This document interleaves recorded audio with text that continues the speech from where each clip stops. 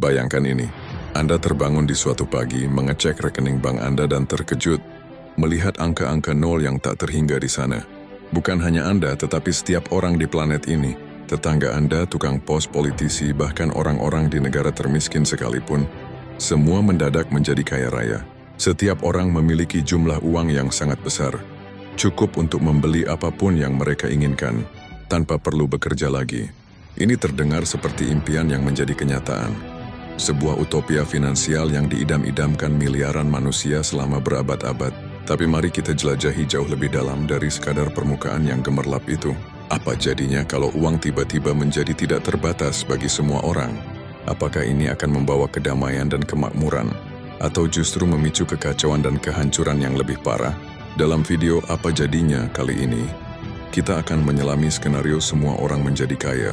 Kita akan membedah dampaknya pada ekonomi, masyarakat, identitas manusia, dan bahkan potensi lahirnya peradaban baru dari abu kelimpahan.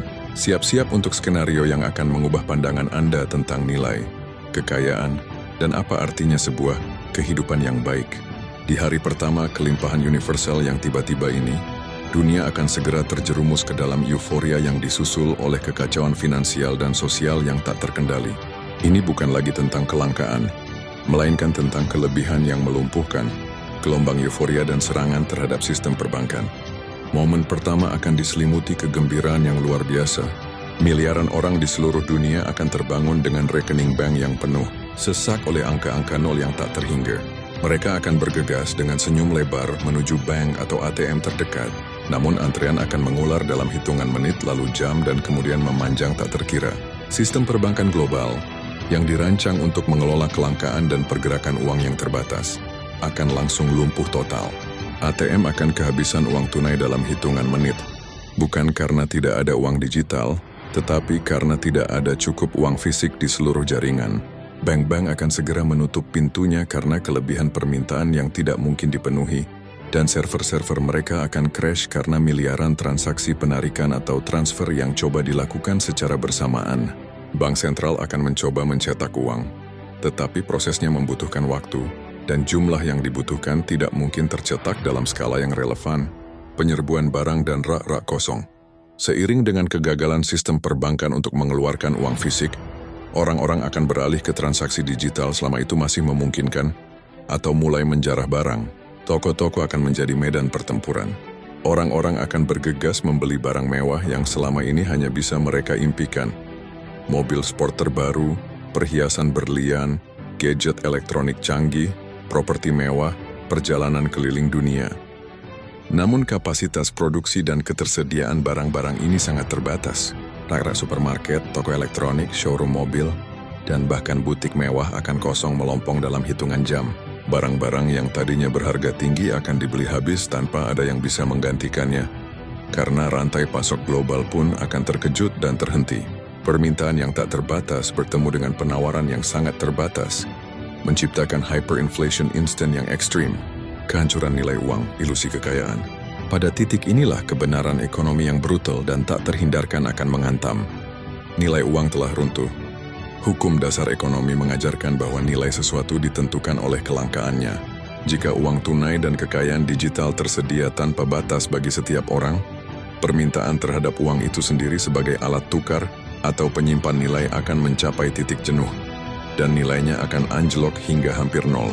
Mata uang yang selama ini berfungsi sebagai alat tukar, penyimpan nilai, dan unit perhitungan, kehilangan ketiga fungsi tersebut secara simultan.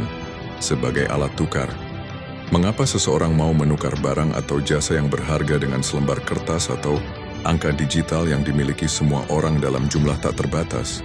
Tidak ada insentif.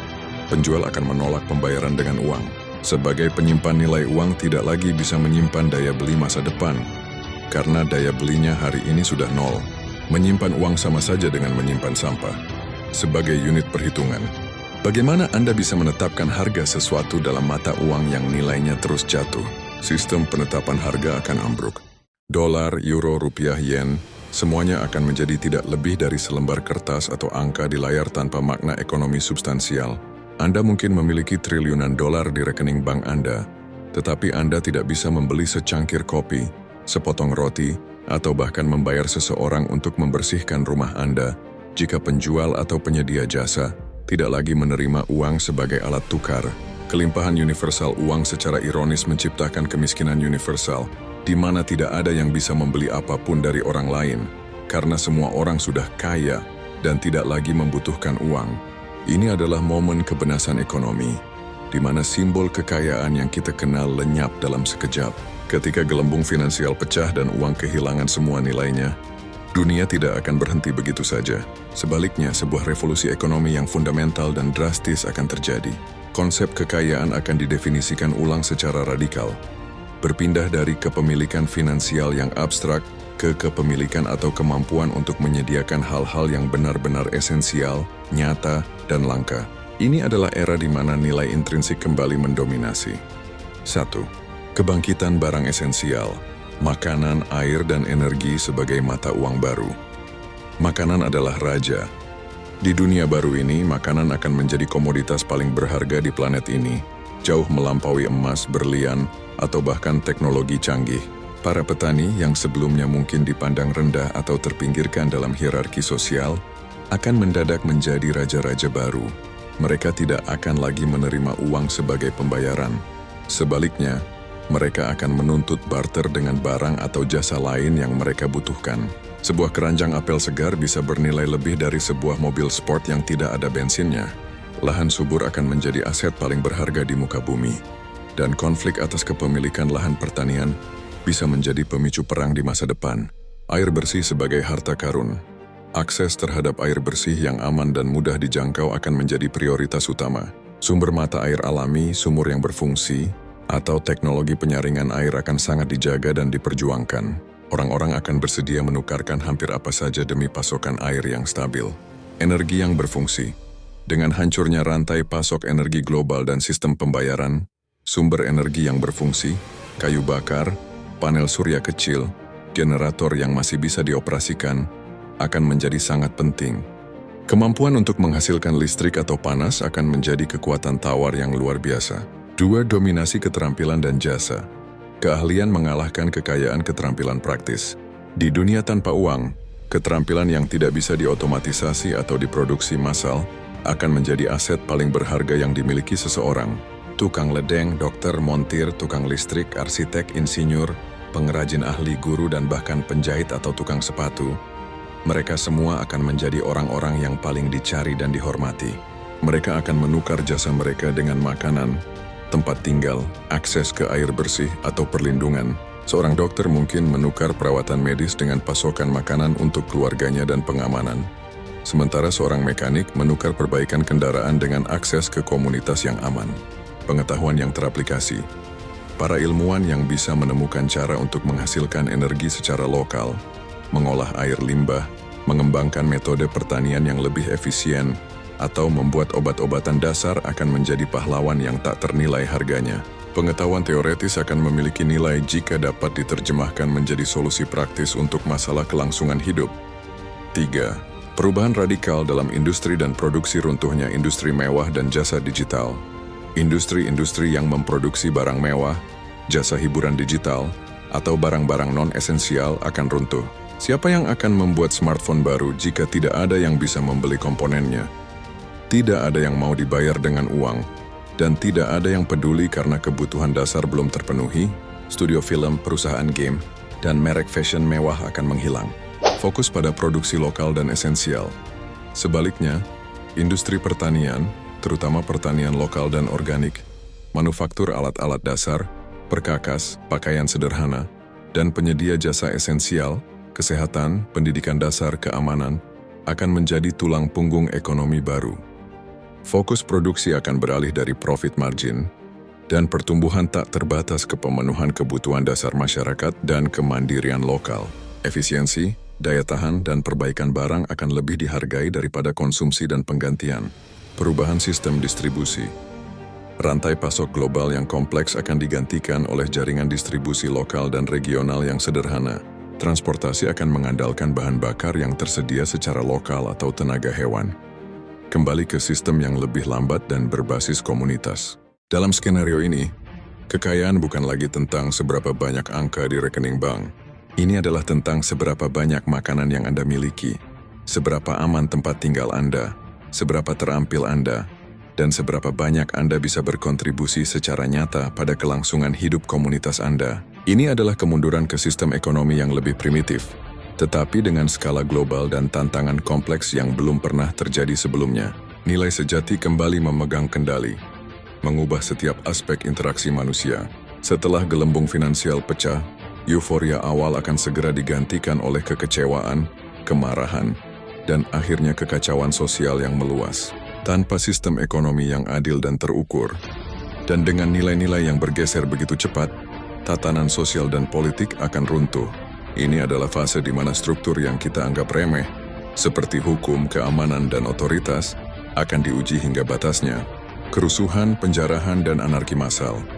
Orang-orang yang memiliki kekayaan tak terbatas di rekening bank, tetapi tidak bisa mendapatkan akses ke barang-barang penting, terutama makanan dan air, akan mulai melakukan penjarahan massal. Ini bukan lagi kejahatan yang didorong oleh kemiskinan. Ini adalah kejahatan yang didorong oleh kebutuhan dasar. Gudang-gudang makanan, toko-toko kelontong, dan bahkan rumah-rumah yang menyimpan persediaan akan menjadi target. Penjarahan ini akan memicu kerusuhan berskala besar, konflik di jalanan, dan bahkan kekerasan yang meluas, di mana hukum rimba mungkin akan berlaku. Otoritas penegak hukum yang tidak bisa lagi dibayar dengan uang akan kehilangan motivasi dan kekuasaan mereka. Polisi dan militer akan menghadapi pilihan sulit, tetap setia pada sistem yang runtuh atau membelot untuk mengamankan kebutuhan dasar mereka sendiri dan keluarga. Banyak yang akan memilih yang terakhir, menyebabkan anarki meluas dan hukum tidak lagi memiliki arti. Runtuhnya pemerintahan modern. Sistem pemerintahan modern didasarkan pada pajak dan kontrol ekonomi.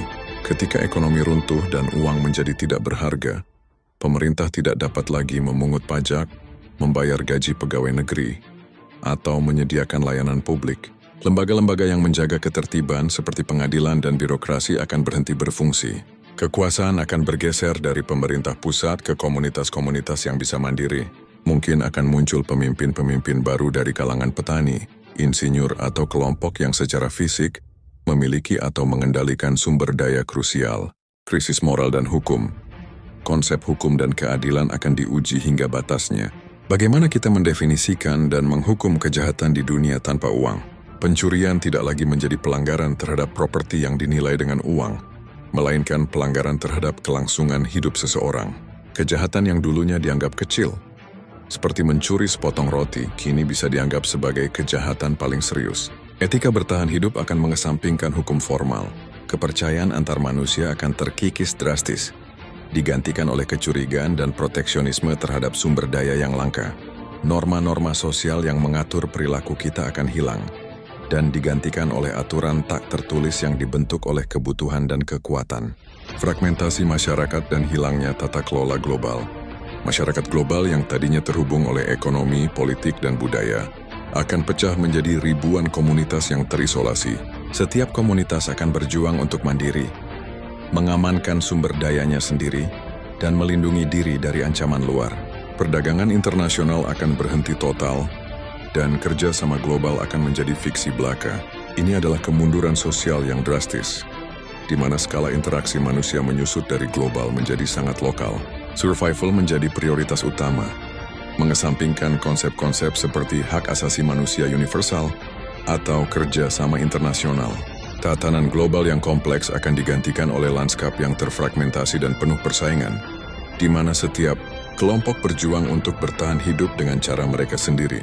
Inilah inti dari apa yang akan terjadi. Klimaks dari skenario ini, dampak mendalam pada jiwa manusia, dan hilangnya identitas yang selama ini kita bangun di era digital.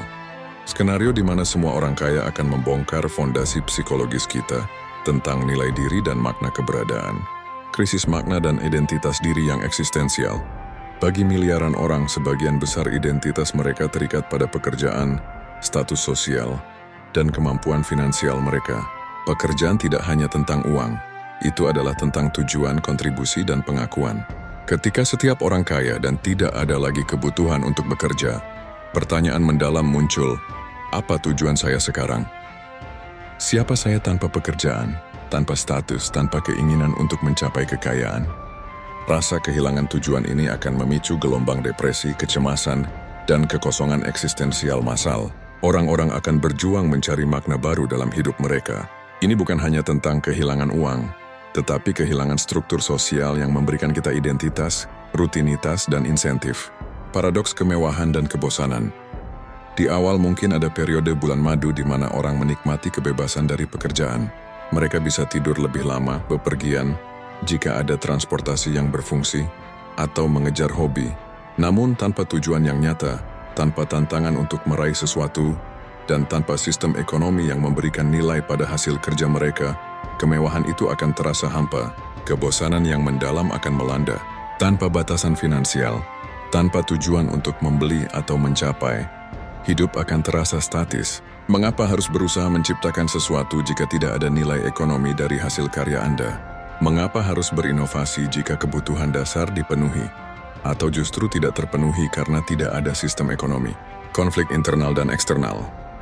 Individu akan menghadapi konflik internal yang parah, keinginan untuk berkontribusi versus hilangnya insentif ekonomi. Keinginan untuk diakui versus masyarakat yang tidak lagi menghargai pencapaian finansial. Secara eksternal, konflik akan muncul dari perebutan barang-barang fisik yang langka. Persahabatan dan hubungan keluarga akan diuji saat kebutuhan dasar mengemuka. Konflik tidak lagi tentang uang, tetapi tentang sumber daya nyata. Siapa yang menguasai lahan subur? Siapa yang memiliki akses ke air bersih? Siapa yang bisa mengamankan pasokan makanan? Pergeseran definisi sukses. Klimaks dari dampak psikologis ini adalah kehancuran konsep kesuksesan seperti yang kita kenal. Sukses tidak lagi diukur dengan kekayaan finansial. Sebaliknya, ia akan diukur oleh ketahanan individu, kemampuan untuk menyediakan bagi diri sendiri dan komunitas, serta kontribusi non-moneter. Orang yang bisa menanam makanan, memurnikan air, atau memperbaiki mesin akan jauh lebih dihormati daripada orang yang memiliki triliunan angka di rekening bank. Ini adalah perubahan drastis dalam nilai-nilai inti manusia, memaksa kita untuk melihat nilai sejati dalam diri dan orang lain, melampaui segala bentuk materi yang bisa dibeli. Dunia ini adalah ujian brutal bagi jiwa manusia. Meskipun kekacauan awal akan sangat parah, naluri adaptasi dan daya tahan manusia pada akhirnya akan muncul. Jika peradaban tidak sepenuhnya runtuh, masyarakat akan mulai membangun kembali di atas fondasi yang sangat berbeda dari apa yang kita kenal. Ini bukan hanya tentang bertahan hidup, tetapi tentang mendefinisikan ulang makna peradaban itu sendiri. Kelimpahan moneter telah hancur, dan sekarang nilai sejati akan menentukan kelangsungan hidup. Ekonomi berbasis nilai sejati. Sistem barter yang ditinggalkan ribuan tahun lalu akan menjadi tulang punggung ekonomi baru ini. Transaksi akan didasarkan pada nilai intrinsik barang dan jasa. Makanan ditukar dengan jasa perbaikan. Keterampilan bertani ditukar dengan keamanan, dan sebagainya. Namun barter murni memiliki keterbatasan, sehingga akan ada upaya untuk menciptakan mata uang alternatif yang didukung oleh sumber daya fisik yang nyata, seperti gabah, air, atau jam kerja. Uang komoditas ini akan memberikan stabilitas pada pertukaran dan memungkinkan perencanaan ekonomi jangka panjang. Sistem akuntansi dan pencatatan yang sederhana akan kembali dikembangkan untuk melacak produksi dan distribusi. Ini adalah sebuah kemunduran ya, tetapi juga sebuah langkah maju menuju sistem ekonomi yang lebih transparan dan adil, di mana nilai tidak bisa lagi dimanipulasi oleh spekulasi finansial. Kebangkitan komunitas lokal dan kemandirian. Pemerintahan pusat mungkin akan runtuh atau menjadi tidak relevan, karena mereka tidak dapat lagi mengumpulkan pajak atau menyediakan layanan. Kekuasaan dan otoritas akan bergeser ke tingkat komunitas lokal, yang lebih kecil dan lebih terikat. Setiap desa atau kota kecil akan berupaya menjadi mandiri, memproduksi makanan dan kebutuhan dasarnya sendiri. Fokus pada self-sufficiency akan mendorong inovasi dalam pertanian berkelanjutan. Sumber energi terbarukan berskala kecil, seperti kincir air atau panel surya sederhana, dan sistem pengelolaan air yang efisien. Masyarakat akan menjadi lebih kohesif secara lokal, dengan setiap individu memiliki peran vital dalam kelangsungan hidup kelompok. Ikatan sosial akan kembali ke interaksi tatap muka yang kuat, di mana reputasi seseorang bergantung pada kontribusi nyata mereka, bukan pada kekayaan yang mereka miliki. Transformasi teknologi dan inovasi. Inovasi tidak lagi didorong oleh profit atau permintaan pasar, melainkan oleh kebutuhan langsung untuk bertahan hidup. teknologi pertanian baru, metode penyaringan air yang efisien, dan cara-cara untuk menghasilkan energi dari sumber lokal akan berkembang pesat. Teknologi digital yang masih bisa berfungsi tanpa internet, misalnya komputer yang tidak terhubung, radio lokal, akan dioptimalkan dan diadaptasi. Para ilmuwan dan insinyur akan menjadi arsitek peradaban baru ini. Fokus pada solusi praktis untuk masalah fundamental. Pengetahuan akan dibagi melalui komunikasi lisan atau melalui salinan fisik yang berharga, memicu kebangkitan kembali tradisi lisan dan tulisan tangan. Perubahan nilai dan etika sosial. Nilai-nilai sosial akan bergeser secara radikal. Status sosial tidak lagi ditentukan oleh kekayaan uang, melainkan oleh kontribusi nyata seseorang terhadap komunitas. Seorang petani yang menyediakan makanan untuk 100 orang akan jauh lebih dihormati daripada orang yang memiliki rekening bank triliunan dolar. Kejujuran, keterampilan praktis, kemampuan bekerja sama, keberanian, dan empati akan menjadi aset paling berharga. Konsep kepemilikan mungkin akan berubah, dengan lebih banyak penekanan pada sumber daya bersama dan tanggung jawab kolektif.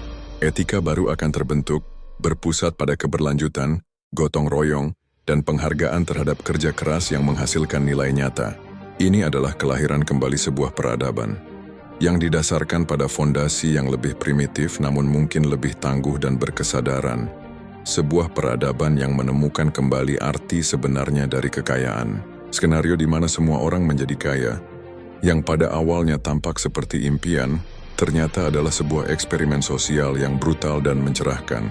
Kita telah melihat bagaimana uang, yang selama ini menjadi fondasi peradaban modern, kehilangan maknanya, dan bagaimana kekayaan finansial justru menciptakan kekacauan universal.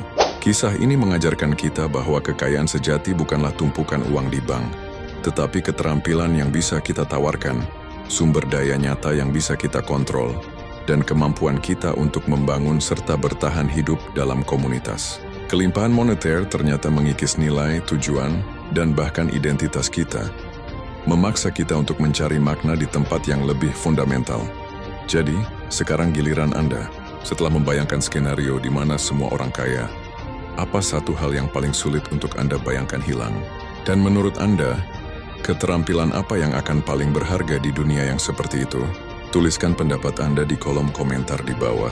Dan jika Anda penasaran dengan skenario apa jadinya lainnya yang akan menantang pandangan Anda tentang masa depan, masyarakat, dan esensi kemanusiaan kita, pastikan Anda sudah subscribe ke channel Apa Jadinya dan nyalakan notifikasi. Jangan sampai ketinggalan video-video selanjutnya yang akan membawa Anda ke dimensi pemikiran baru. Sampai jumpa di perjalanan imajinasi berikutnya.